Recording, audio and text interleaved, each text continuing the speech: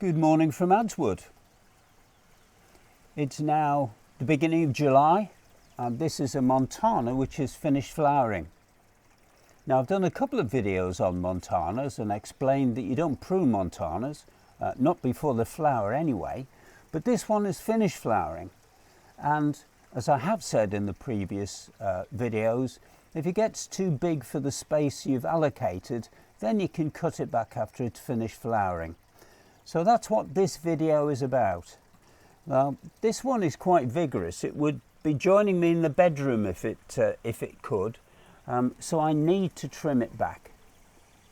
Normally, with any Clematis, I would advocate that you prune them above a pair of leaves so that the leaf joint can produce new shoots.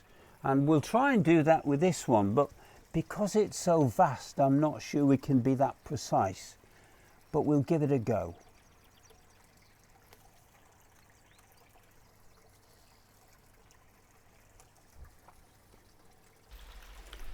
So as you can see, the Montana is hanging down here as well as trying to get into the bedroom, and we can't see really out of this window very well. So the object of the exercise is to restrict the Montana to the frame that is running below the bedroom window and above this lounge window and get it to flower up there rather than down here. These are the growths that are hanging down over the window. Many of them have seed heads on them, but they will have to go. The difficulty is going to be cutting only the downward ones rather than ones growing up. And I'm not sure how we can do that without making some mistakes. If we cut one of the ones that's going up, it's going to leave some dead stems up there, but I can weed those out later on. But it really is very much taking over this space and is far too big. So where possible, we will cut off the ones hanging down, but we'll have to do that quite a long way up. Pruning is normally quite a precise thing to do, but in this case I think butchery is perhaps more an appropriate word. But we'll see how we get on. We will make some mistakes, but we will tidy this up and it will flower really well next year, promise.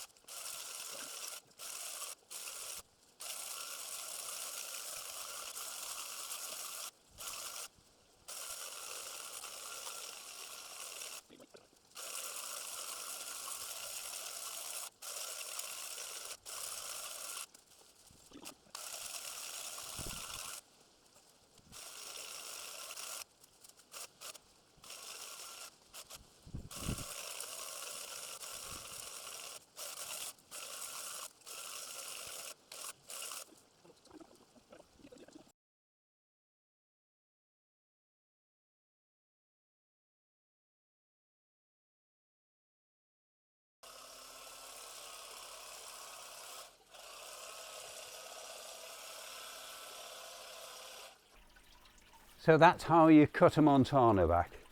It does look more like butchery than anything scientific, and that's probably a more accurate description. It will look very sad for the next few months. It will put on some new growth, but no doubt there will be dead pieces up there that will show themselves over the next few weeks, and I'll just pull them off. Next year we may not get quite as much flower, but it's very much alive and it will recover.